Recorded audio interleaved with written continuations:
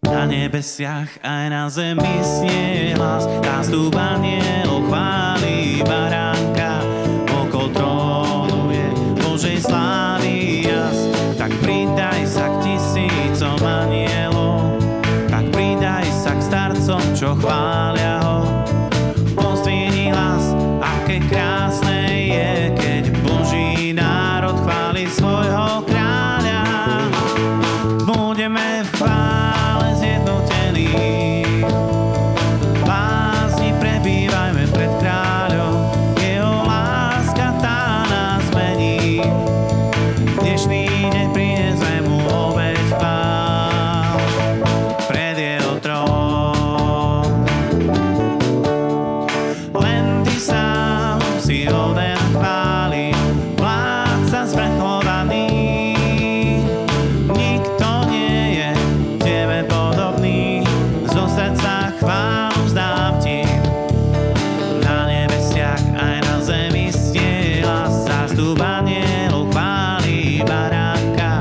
Okolo trónu je Božej slávy jas, tak pridaj sa k tisícom anielov, pridaj sa k starcom, čo chvália ho.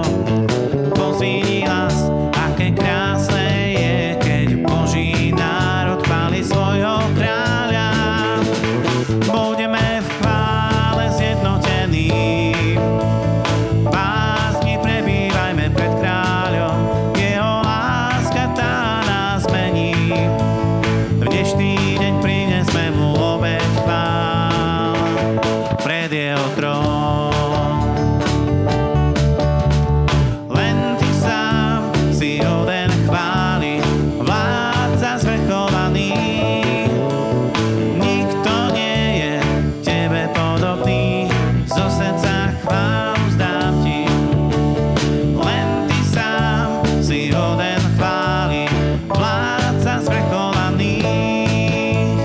Nikto nie je tebe podobný, zo srdca chválu vzdám ti. Zo srdca chválu vzdám ti. Dobré ránko, milí priatelia. Tu na Letke vás srdečne vítam. Aj tu na mieste, aj teda v online priestore, kde opäť aj túto nedeľu vysielame. Preto, aby sa dobré veci šírili ďalej a myslím, že to všetci potrebujeme, aby dobré veci sa šírili. Vieme k tomu aj my prispieť a to je aj našou víziou, aby sme ohlasovali evanjelium aj tam, kde ho nemôžu ľudia počuť inak ako cez onlineové kanály. Takže aj v tomto dnes sme pozvaní pokračovať a ďakujeme za to, že nám stále vlastne zachovávate svoju pozornosť a priazeň, že sledujete, lajkujete.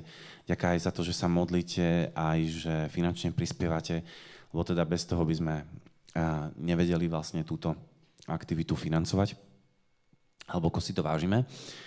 A dnešná nedeľa sa bude vlastne niesť v podobnom tóne ako tá predchádzajúca. Máme takú minisériu o pôste. Keďže je aj pôst, tak sa to aj hodí, aj keď sa chceme na neho pozrieť trošku z iného pohľadu, pretože pôst vlastne začína nejakým rozhodnutím a toto rozhodnutie je jednak Božie, jednak naše a veľmi sa teda ten pôstny čas podobá 40 rokom putovania Izraelcov na púšti, keď takisto museli zažívať rôzne situácie a aj preto vlastne táto druhá časť tejto série má názov, že ako vytrvať v tom, keď je to náročné, keď v tom pôste sú všelijaké prekážky a nie je to vždy ľahké. Takže o tomto chceme dnes premýšľať a naladiť sa trošku na takú pôstnu nôtu. Pôst neznamená smútok, pôst znamená príprava a aj preto môžeme byť dnes radostní, môžeme oslavať Boha, môžeme byť vďační za to všetko, čo On nám dáva, aj za tie situácie ťažké, ktorých nás vychováva a posúva ďalej a učí nás seba disciplíne. Takže poďme oslavovať Boha. A ďalšia pieseň má názov, že O Ježiš je Pán.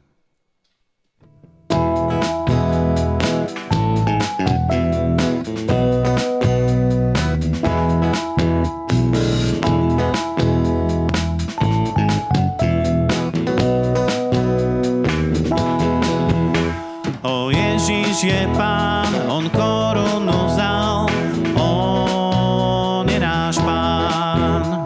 On dal ľuďom svetlo, keď porazil noc, on je náš Pán.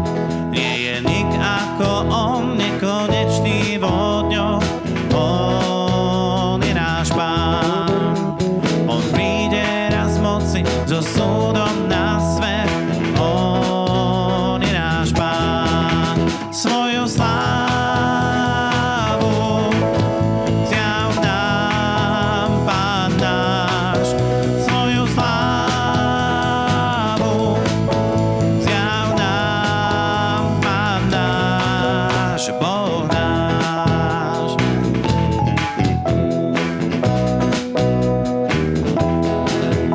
Pane, len Tvoja zvesť je to nádejou svetu. Ty si náš Pán, Božou silou nám je všetkým ku spáse. Ty si náš Pán, my mŕtvi sme v hriechu, veď dal si nám kríž. Ty si náš Pán, do dedičstva slávy Ty prídeš nás vziať. Ty si náš Pán, svoju slávu zjav nám, Pán náš. Svoju slávu zjav nám, Pán náš. Svoju slávu zjav nám, Pán náš. Svoju slávu zjav nám, Pán náš, Boh náš.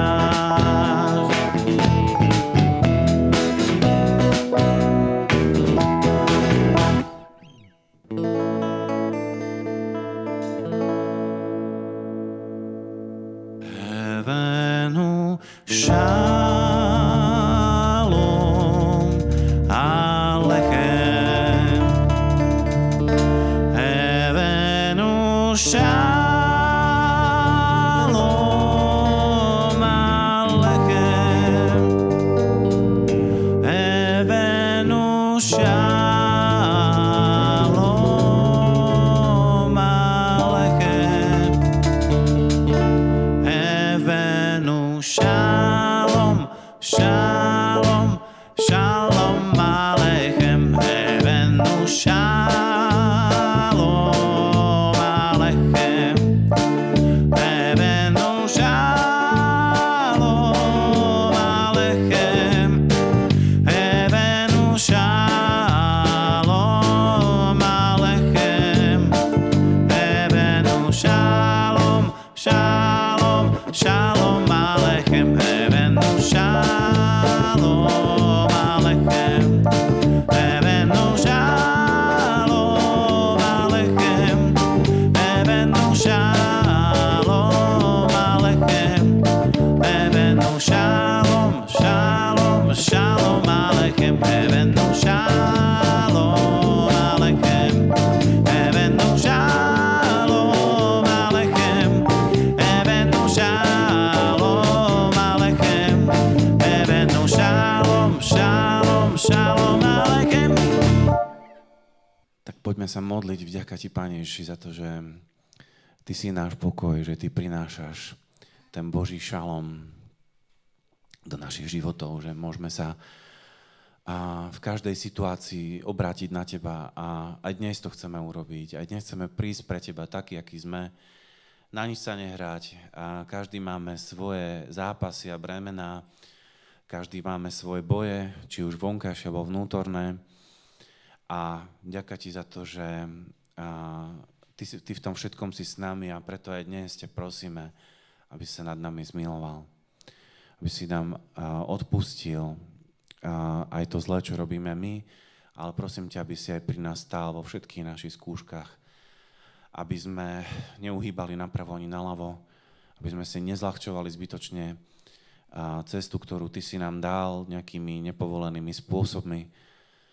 A prosím ťa za to, aby naozaj tak Tvoja láska a prijatie tak zavládli v našom živote A prosím ťa za to, aby ani my sme neboli tí, ktorí nejako zneužívame dobrotu druhých ľudí.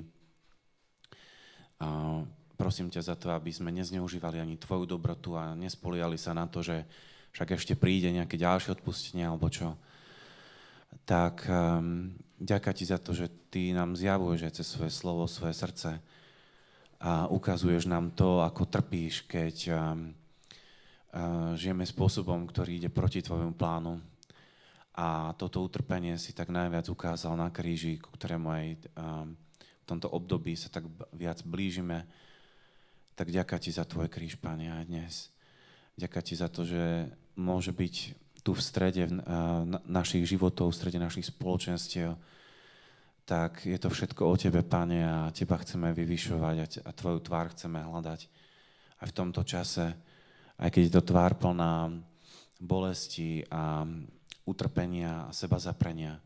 Ďakujem ti za to, že aj v tomto môžeme vidieť poklad a môžeme v tvojej múdrosti nájsť svetlo pre naše životy a prosím ťa za to, aby aj v tento čas sme naozaj tak sa približovali k tebe, hľadali tvoju tvár a boli aj s tými, ktorí trpia, sú okolo nás. Prosím ťa za to, aby sme nezatvárali pred nimi oči a učili sa byť aj súčasťou spoločenstva, byť tu pre tých druhých a zároveň dovoliť aj iným, aby tu boli pre nás. Tak ďakujem ti za túto úžasnú možnosť, že nám dávaš jeden druhého a aj v tom spoločenstve môžeme spoločne obsiahnuť tú hĺbku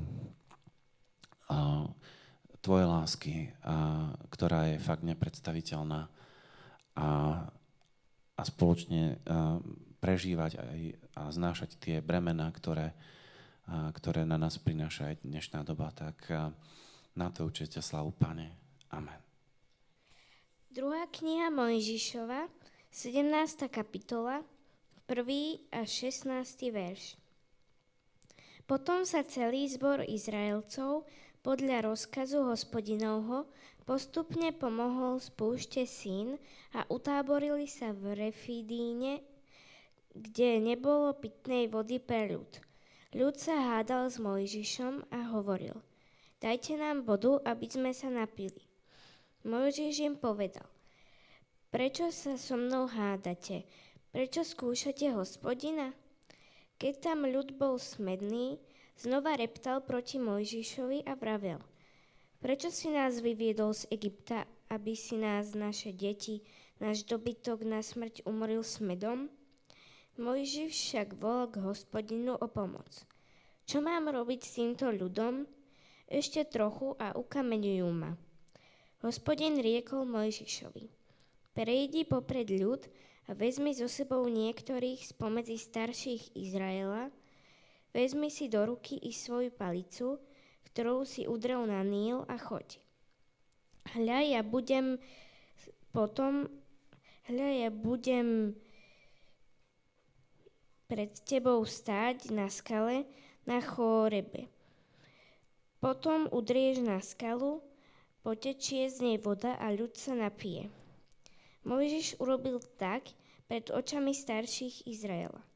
Potom nazval toto miesto Masa Meríba, pretože Izraelci sa vadili a pokúšali Hospodina, vraviac: Je uprostred nás Hospodin, či nie? Potom prišiel Amalek a bojoval proti Izraelcom v Refidíme.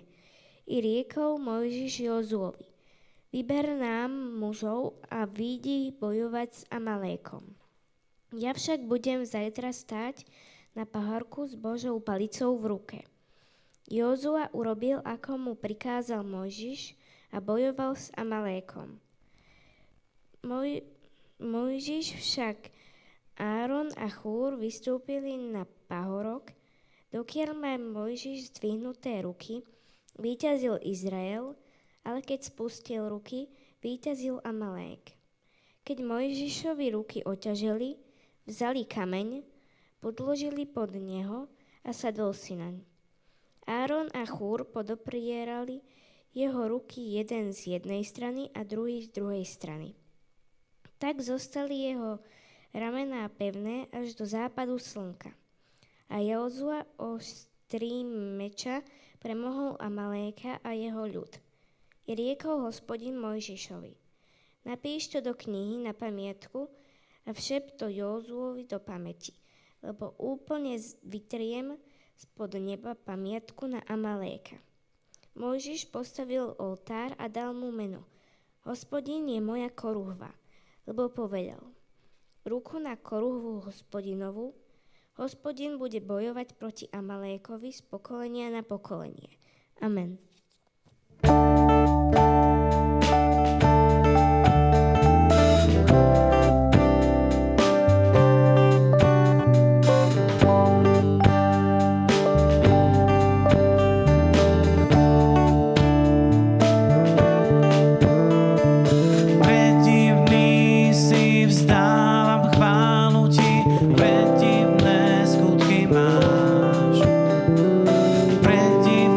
Skutky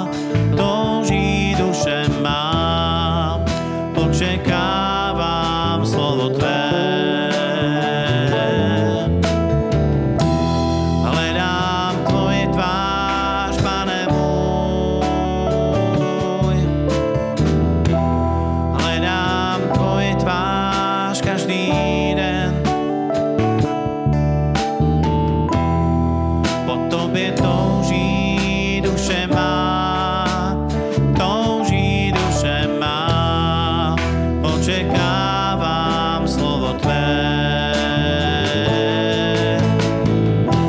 Chcíť za tebou, Ježíši, cestou tvou. Chcíť za tebou, Ježíši, za tebou.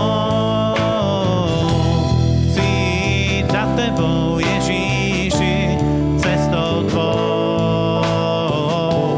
Chcíť za tebou, Ježíši. Hledám tvoj tvář, Pane môj. Hledám tvoj tvář každý den. Po tobě touží duše má, touží duše má, očekávám slovo tvé. Chcíť za tebou, Ježíši, cestou tvou. Chcíť za tebou, Ježíši, za tebou. Chcíť za tebou, Ježíši, cestou tvou. Chcíť za tebou, Ježíši, jen za tebou, Pane môj. Chcíť každý den za tebou, Pane môj. Chcíť za tebou, Pane môj. Chcíť každý den za tebou, Pane môj. Chcíť za tebou, Pane môj. Chcíť každý den za tebou, Pane môj. Chcíť za tebou, Pane môj. Chcíť každý den za tebou, Pane môj. Chcíť. Hledám tvoj tvář, Pane môj. Hledám tvoj tvář každý den. Po tobě touží duše má, touží duše má, očekávám slovo tvé.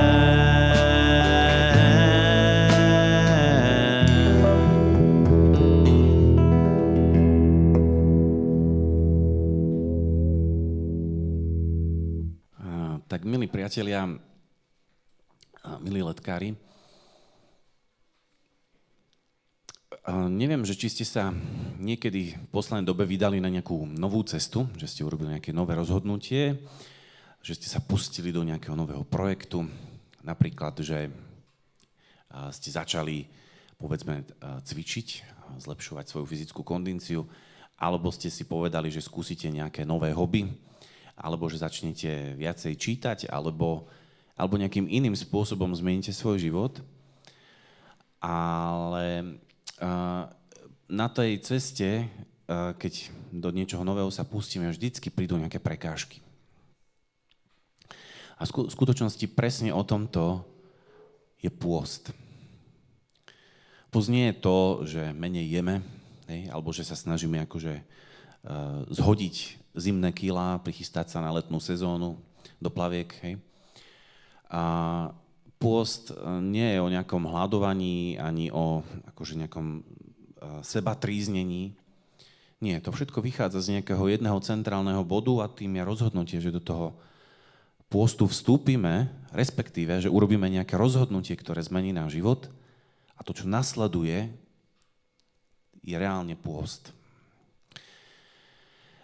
Tá zmena života, ako som už aj minule spomínal, môže byť veľmi zásadná, že sa môžeme rozhodnúť, že zmeníme svoj život úplne a že ho presmerujeme na Krista, že mu odovzdáme svoj čas, peniaze, že z neho spravíme nášho pána a svoj život postupne naprávame podľa toho, ako nás to učí Božie slovo. Lebo ono je tou normou a tým svetlom v tomto procese.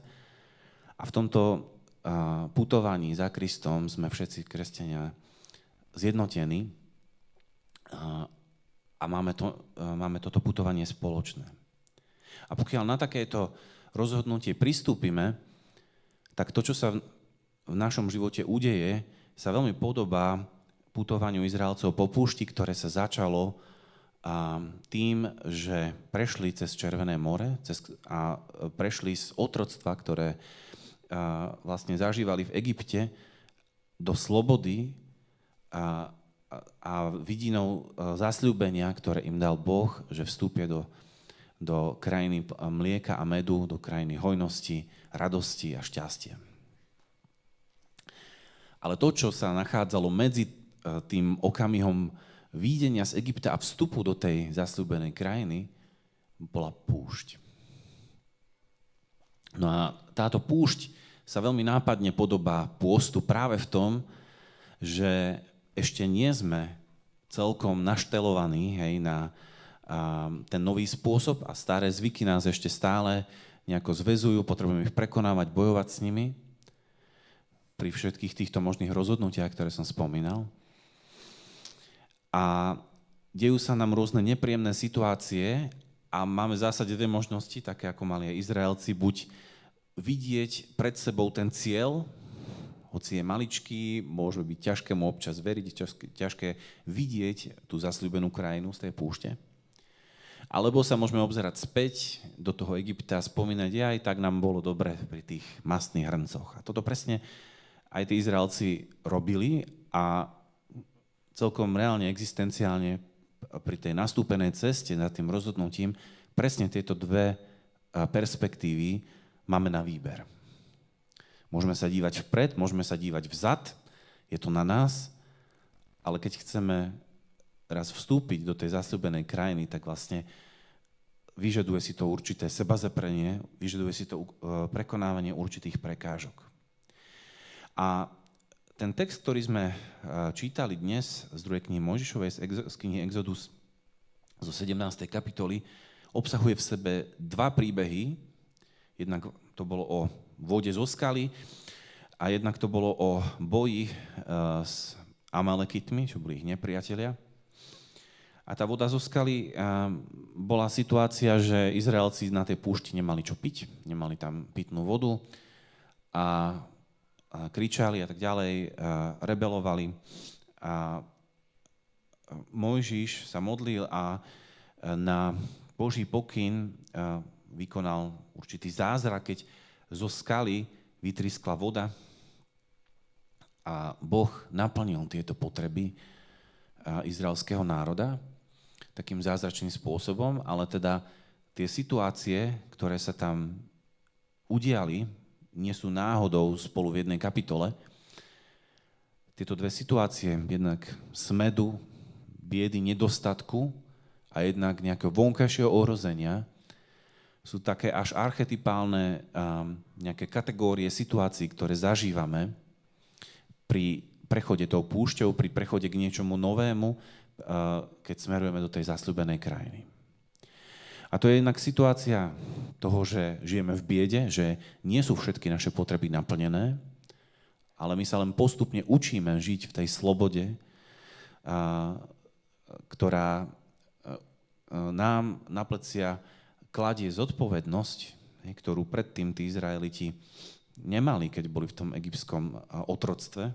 Tí otrokári zabezpečovali v nejakej minimálnej miere ich potreby, aby boli schopní pracovať, ale boli otrokmi. A to rozhodnutie, ktoré robíme, nás častokrát posúva z otroctva toho Egypta do slobody, ktorú sa potrebujeme naučiť zvládnuť. A na začiatku to ešte nevieme. Na začiatku ešte nevieme, napríklad keď cvičíme, že aké váhy si máme dať, koľko opakovaní a tak ďalej, na akých strojoch, keď sme v posilovni. A keď, ja neviem, sa rozhodneme nejak inak zlepšiť svoj život, na začiatku sa to musíme ešte len učiť tomu novému spôsobu. Musíme si budovať tie nové zvyky, Musíme si budovať to, čo sa volá mindset, hej, teda nový spôsob premýšľania. Hej. Potrebujeme zabúdať na to, ako sme premýšľali kedysi v tom Egypte, pretože to boli zabehané spôsoby, ktoré nás vlastne zväzovali. A v tej slobode sa potrebujeme učiť iným spôsobom žiť aj premýšľať. A keď to nevieme, tak prichádza tá bieda. Hej. To, že ešte si nevieme úplne zabezpečiť všetky potreby a v tomto prípade môže prísť aj kríza. Hej. Môže prísť situácia, keď ako tí Izraelci nemali čo piť, nemali čo jesť, nemali čím napojiť svoj dobytok vlastne. A otázka je, že čo v takej situácii urobíme? Ako sa zachováme? Budeme sa dívať späť? Premýšľať stále tým starým spôsobom? Alebo ten pohľad viery namierime na to Božie zasľúbenie smerom k tej zasľúbenej krajine a spoľahneme sa na Hospodina, na Boha, ktorý aj v tejto situácii vstupuje do toho problému, ktorý oni mali. A napriek tomu, že teda izraelský národ toho svojho lídra, toho Mojžiša, stále nejako akože otravoval a hádal sa s Mojžišom, aj sa to píše, že ľud sa hádal s Mojžišom, hovoril, dajte nám vodu, aby sme sa napili. Ale teda Mojžiš volal k Hospodinu o pomoc a tá Božia záchrana tam do toho prišla. A myslím si, že toto je obrovské zasľúbenie pre každého jedného veriaceho človeka, že keď sa rozhodneme vstúpiť na nejakú novú cestu, na nejaký nový projekt sa dáme, do ktorého nás Pán Boh posiela, že aj v tej istote, ktorá tam je, ktorá nastane, že nejaké problémy prídu, tak, že Boh v tom všetkom bude s nami, že nám pomôže a že nás cez to všetko prevedie. A že nás prevedie nielen tak, že zo dňa na deň budeme žiť, tak ako to bolo u nich, ale že nás privedie do tej zasľúbenej krajiny, kde sa to naučíme žiť novým spôsobom. Kde aj oni sa naučili obrábať tú zem, ktorá im dávala úžasnú úrodu. A k tomuto vlastne ten celý proces smeruje, aby sa tí Izraelci naučili niečo nové. Pokiaľ si na púšti a nič nové sa neučíš a máš pocit, že si len obeťou okolností, tak asi robíš niečo zlé. Pretože Boh je tam s tebou a Boh ti pomáha, ale zároveň ti cez tú situáciu dáva lekciu, aby si sa naučil niečo nové, aby si sa niekam posunul, aby sa naučil tú situáciu zvládať s jeho pomocou. Pretože od neho sme závislí a to je súčasť tej lekcie, aby sa aj tí Izraelci učili, že bez Boha oni nevedia v tej slobode žiť, nevedia sa o seba postarať, ale je to všetko v Božích rukách a možno práve toto je tá najcentrálnejšia skúsenosť z tých všetkých, ktoré sa vieme naučiť, že môžeme sa na Boha spoľahnúť. Môžeme k nemu volať a nevždy všetkému rozumieme, nevždy sme v kľude, v pokoji, všetko zvládame s nadhľadom, ale to prináša možno, že nejaké napäté situácie do našich životov, že nerozumieme, čo sa deje. A v tomto nás Boh chce naučiť, aby sme mu dôverovali. Druhá situácia, ktorá sa častokrát opakuje, hej, a je to tá druhá kategória, čiže zahŕňa všetky možné situácie, táto kapitola, ktoré na tej púšti sa môžu vyskytnúť v zásade, a to je vonkajšie ohrozenie od nejakého nepriateľa. Teda aj v tomto príbehu sa udialo to, že prišiel Amalek, teda národ Amalekitov a bojovali proti Izraelcom. A bola to pre nich ťažká situácia v tom, že oni neboli vystrojení bojovníci. Nemali so sebou žiadne zbrane, nič z toho si neodniesli, nemali žiadny vojenský výcvik. Naopak boli veľmi zraniteľní, pretože mali so sebou ženy, deti, dobytok. Boli na púšti, nemali dobré zabezpečenie, zásobovanie, nemali vlastne nič z toho, čo by mali mať vojaci alebo čo by mala mať armáda. A nemali inú možnosť, ako bojovať proti tým nepriateľom, ktorí na nich zaútočili. A na ceste toho pôstu, hej, aj keď teda by sme opäť použili ešte iný príklad, hej, pokiaľ sa napríklad rozhodneme zasvetiť nejaký pôstny čas Bohu, že možno, že to spojíme s tým, že si niečo odriekneme, že to možno bude to jedlo, alebo niečo iné, tak tie situácie tých pokúšení vonkajších, všelijaké prichádzajú. Prichádzajú útoky a pochybnosti. Človek v tom hlade zrazu sa dostáva do iného stavu mysle napríklad. A v tom nedostatku zrazu sa nemôže spoliehať na to, že nejako utlmí svoje zlé pocity. Naopak, tá myseľ v pôste častokrát býva veľmi číra a čistá a tie útoky my nevieme častokrát odraziť inak ako tým, že sa stíšime a že tým myšlienkam napríklad budeme čeliť. Alebo keď sa rozhodneme teda vykročiť na niektorú z tých ciest k tým rozhodnutiam, ako zmeniť, zlepšiť svoj život, ten človek, ktorý sa učí cvičiť, v tomto ohľade môže nájsť mnohé rozptýlenia, môže nájsť tých nepriateľov vonkajších, ktorí mu v tom môžu nejako brániť tým, že ho možno odrádzajú, alebo že ho znechucujú, alebo niečo podobné. Tých nepriateľov vonkajších si nemusíme ani akože vymýšľať, oni reálne akože prichádzajú, existujú a nemáme častokrát na výber, ako v tej ťažkej situácii voči ním nejakým spôsobom zakročiť, postaviť si tú hranicu, obrániť to, čo máme a to kým sme. A samozrejme prichádza aj diabol, ktorý je takisto tým hlavným nepriateľom, predovšetkým Krista, ale pokiaľ my sme na Kristovej strane, tak aj nás. A to, čo sa stane, je, že bez Boha, tak ako tí Izraelci by neobstáli, ani my nevieme obstáť. Pretože máme častokrát priveľa zraniteľností a aj v tej sebaobrane sme takisto nutne odkázaní na tú Božiu pomoc. A to dobre vedeli samozrejme aj lídri izraelského národa, najmä teda Mojžiš. A na jednu stranu tam bol teda jeden líder Jozua, ktorý išiel do boja, tak ako mu prikázal Mojžiš. Ale čo robí Mojžiš je, že sa modlí. Hej? On vyšiel na vysoký vrch, to nebol nejaký útek ani strach, ale na týchto dvoch miestach to rozhodnutie tých dvoch lídrov vlastne zotrvávalo, že jeden z nich bol v prednej línii, bojoval, viedol a ten druhý sa modlí. A túto kombináciu aj my potrebujeme sa učiť od nich. V tých situáciách, keď niekto bojuje, aj my si nemôžeme povedať, že sa iba stiahneme a necháme toho nepriateľa, nech vypliení to, čo robíme, hej, alebo že by sme boli len v boji a neboli v modlitbe, takisto. Hej. Čiže takisto by to bol problém, pretože bez tej Božej pomoci oni ten boj nevedeli objektívne vyhrať.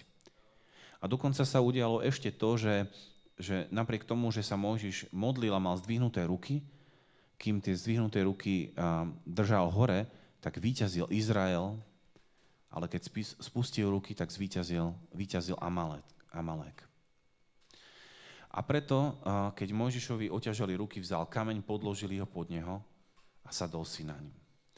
A Áron a Chúr, teda taký ďalší, starší, jeho brat a najbližší asi spolupracovníci, podopierali jeho ruky jeden z jednej strany a druhý z druhej strany. A toto je veľmi silný, mocný obraz, pretože my si môžeme myslieť, že ten boj vyhráme sami ako jednotlivci, že budeme tí, ktorí všetko svojou silou akože prebojujú s Božou pomocou. Nie, Boh nechce, aby si veci robil sám. A ani sám nemôžeš vyhrať. To je práve to posolstvo textu, že ani taký líder, ako je Mojžiš, nevedel zabezpečiť to víťazstvo pre Izraelcov inak ako tak, že mu dvaja z jeho najbližších spolupracovníkov podopierali tie ruky a boli v tom zápase spolu. A mnohí dnes si myslia, že ja nepotrebujem spoločenstvo, že ja nepotrebujem druhých kresťanov, ľudí, že sú takí onakí a môžu sa častokrát správať ako tí nepriatelia. Žiaľ, je to tak. Ale napriek tomu zostáva aj tak nemennou pravdou a nemennou skúsenosťou, poznatkom, že my sami vyhrať nevieme a že tých blízkych spolupracovníkov skrátka potrebujeme s niekým zdieľať tú modlitbu, potrebujeme s niekým zdieľať tú ťarchu toho boja voči tomu vonkajšiemu nepriateľovi a zároveň potrebujeme tu byť aj pre druhých. Hej. Byť tými Áronmi, tými chúrmi pre tých ľudí, ktorí sú okolo nás, ktorí majú tie zápasy, ktorí možno nie sú viacej ako my, však nevždycky je to tak, že my sme iba v tom boji alebo tak. Ale to je takisto pozvanie, ktoré z tohto textu vyplýva, aby sme sa aj my stali tými, ktorí sú jednak modlitebníkmi a jednak bojovníkmi, ale zároveň sa stali tými, ktorí podporujú aj tých druhých, hej, v ich bojoch, aby sme si nezatvorili oči pred nimi, aby sme si nepovedali, že to nie je môj boj, že ja si bojujem svoje, každý si bojuje svoje a ja nechcem hrať akési druhé husle na tom vysokom vrchu pred niekoho druhého. A to takisto dnes vidíme, hej, čiže je to naozaj hlboká situácia, ktorá v tom texte k nám hovorí a ukazuje nám na mnohé úskalia, ktoré v tom boji na tej púšti, v tom pôste môžeme zažívať, ale zároveň nám ukazuje jasné návody a limity toho nás vedie teda tým spôsobom, že aby sme vedeli v týchto situáciách, v tých bojoch obstáť. Čiže je to veľmi vzácne, že Boh takýmto spôsobom jedná, Boh práve takto v tých bojoch nám dáva tú šancu zvíťaziť. Zostať kdesi na okraji sám nie je Božia cesta. Ale pokiaľ sa teda modlíme a zároveň berieme tú zodpovednosť za ten boj na seba, tak vtedy sa Boh priznáva k tomu, čo robíme. A vtedy nám dáva víťazstvo aj nad nepriateľom, na ktorého nie sme prichystaní, ktorý je pre nás nový a musíme sa učiť opäť nejakej novej stratégii, ako s týmto nepriateľom zvíťaziť. A po týchto udalostiach sa Mojžiš opäť skláňa vlastne pred Bohom tým spôsobom, že mu postaví oltár a dal tomu oltáru meno, že Hospodin je moja koruha. Teda nejaký bojový znak, nejaká bojová zástava. Hej. Lebo povedal, ruku na koruhu Hospodinovú, Hospodin bude bojovať proti Amalekovi z pokolenia na pokolenie.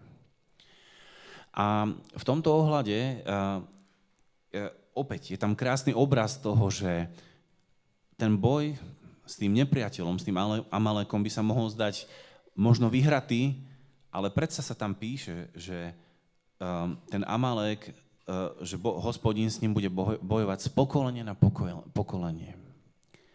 Čiže častokrát tie boje, do ktorých nás Pán Boh postaví, alebo sa v nich ocitneme, oni sa nám vracajú. Častokrát to pokúšenie, ktoré máš, takéto svoje, ono sa zvykne vracať a potrebujeme častokrát s tým nepriateľom zvíťaziť aj opakovane. Potrebujeme sa to naučiť nad ním víťaziť. A práve v takýchto opakovaných bojoch je úžasné to Božie zasľúbenie, že Hospodin bude bojovať proti Amalekovi z pokolenia na pokolenie. Že Hospodin bude bojovať aj proti tým zažratým hriechom, proti ktorým máš problém víťaziť a ktoré sa ti vracajú. Ale predsa Boh aj v týchto opakovaných bojoch je stále s nami a stále bude stáť na našej strane a bojovať proti tomu nepriateľovi z pokolenia na pokolenie. A toto je nesmierne úžasné zasľúbenie, ktoré práve na tej púšti v tom pôste máme, že akokoľvek veľký a ťažký je inak nepriateľ, akokoľvek odolný a persistentný, stále Boh je silnejší a stále Boh to svojou vôľou a silou bojuje aj proti takýmto chronickým nepriateľom a dáva nám silu nad nimi zvíťaziť. Je veľmi dôležité ešte povedať jeden pohľad, a to je ten, že celý tento príbeh putovania Izraelcov na púšti je silne analogicky, silne prorocký ku tomu, čo sa ešte len v tomto čase napísania týchto slov malo udiať v Novej zmluve, a že Ježiš Kristus je tým novým Mojžišom. A my sme tým Božím národom a ten prechod cez tú púšť môžeme naozaj akože brať ako taký predobraz tých bojov, ktoré ako kresťania v tom nasledovaní Krista máme. A tak ako Mojžiš komunikoval so svojím Bohom, Otcom, tak aj Ježiš sa častokrát modlil, napríklad aj v tej Getsemanskej záhrade. A v týchto obidvoch situáciách, aj v tej prvej línii, aj v tom modlitebnom zápase, tam, kde si na vrchu Krista nachádzame a bojuje za nás. Pretože on je zárukou tej Božej pomoci. On je tá Božia záchrana, aj to je obsah toho jeho mena, že Ježiš, že Boh je spása, Boh je záchrana, ktorú v ňom máme, a obzvlášť v tomto predveľkonočnom čase chceme vnímať aj tento rozmer, že Kristus je ten, ktorý je v strede, ktorý drží tie ruky nad nami a dáva nám tú šancu zvíťaziť v tom boji, ktorom nás takisto aj vedie. Hej? Takisto Józua je v skutočnosti to isté meno ako Ježiš, len je to v slovenčine inak akože napísané, aby sa to odlíšilo, že sú to dve osoby, ale etymologicky v hebrejčine sú to tie isté mená v skutočnosti.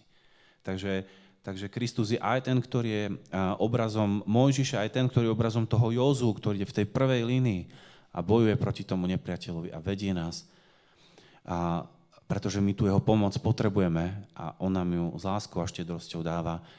A vlastne tým nám dáva tú istotu, že na tej púšti, v tom pôste, že každú situáciu s ním vieme vyriešiť.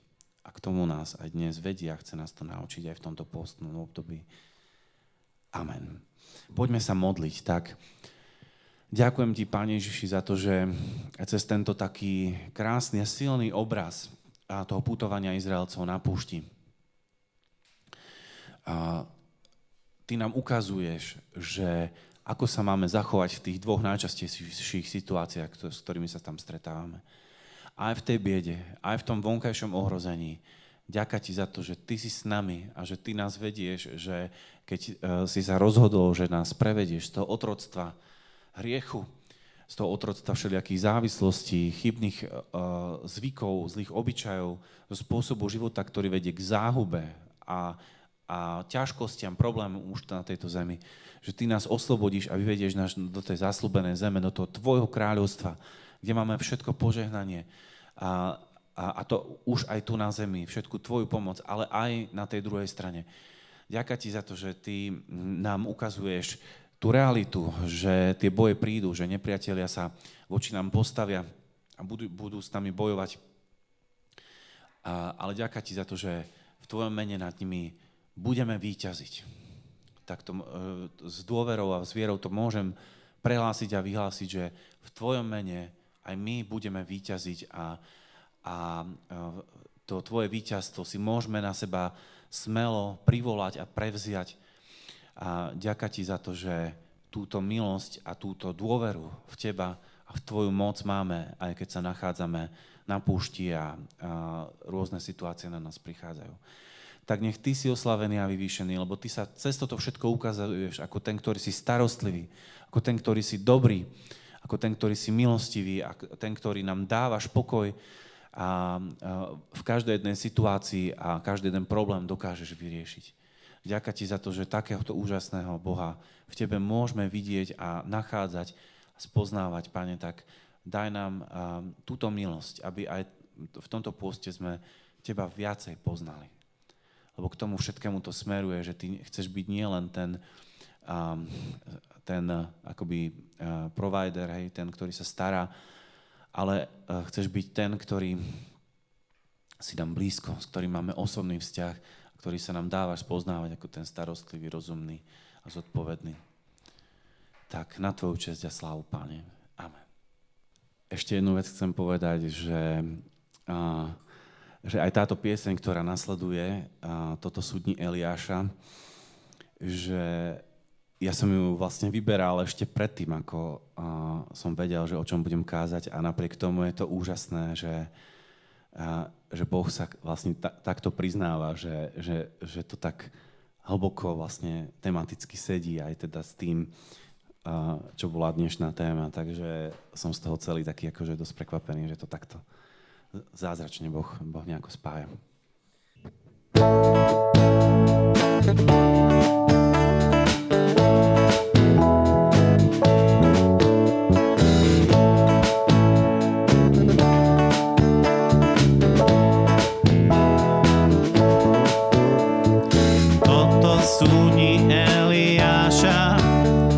Keď preniká zem Pánov hlas.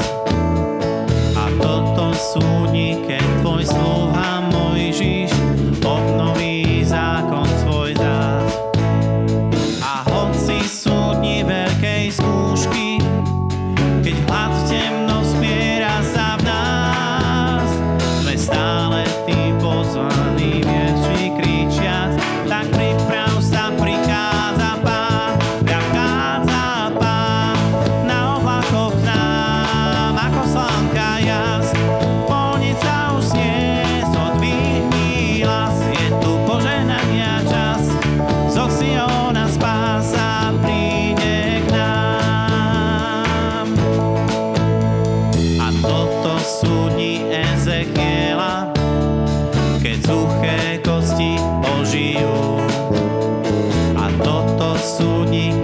Sluha Dávid zaspieva pieseň novú.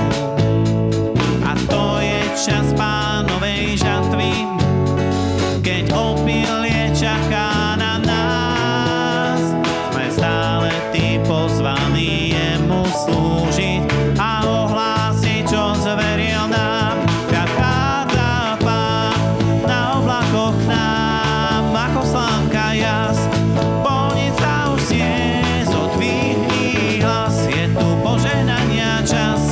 Zo Siona spása príde k nám. Vchádza Pán na oblakoch nám, ako slnka jas. Polnica už znie, zodvihni hlas. Je tu požehnania čas.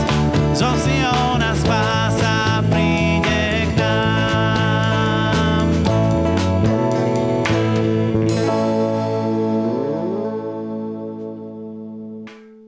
Halelúja, tak nech sa Božia moc rozhoní nad nami.